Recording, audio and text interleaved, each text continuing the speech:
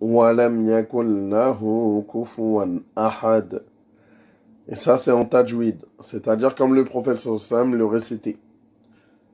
Mais sans tajwid, Walam yakun lahu kufuwan ahad.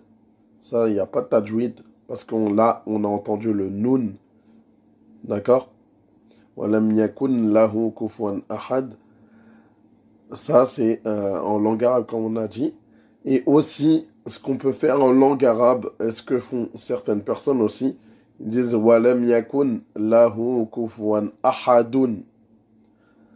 Alors que ahadun, c'est pas comme ça. Quand on s'arrête, même en langue arabe, c'est faux. Il faut s'arrêter au del, à part quand on fait la liaison. Et ça, c'est une autre étape, un autre cours. Walam yakun lahu kufuwan ahad. Donc, au fait, le gros de la prononciation de ce verset, nous avons en fait déjà toutes les lettres, en français à peu près, à part les deux types de H aspirés. Il y a deux H aspirés qu'il faut savoir les prononcer. Ça se trouve en arabe. Et il y a deux règles de tajwid qu'il faut faire.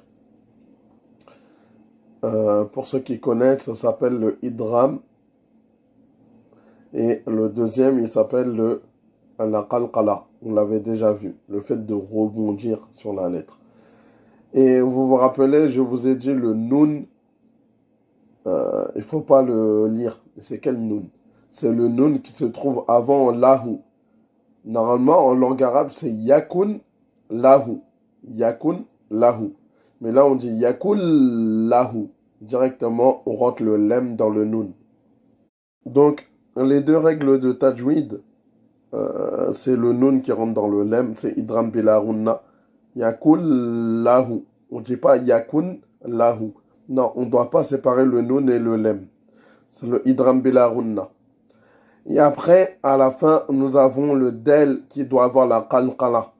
Et parce qu'on s'arrête sur lui. Ahad, on doit rebondir sur le del pour qu'on l'entende quand on s'arrête. Ahad, et pas ahad.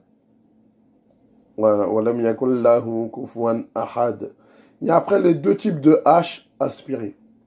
Nous avons le H dans lahu et le H aspiré dans ahad. Il y en a un qui est comme éteint, c'est celui de lahu. Et celui qui est fort quand il sort, c'est celui de ahad. Alhamdulillah.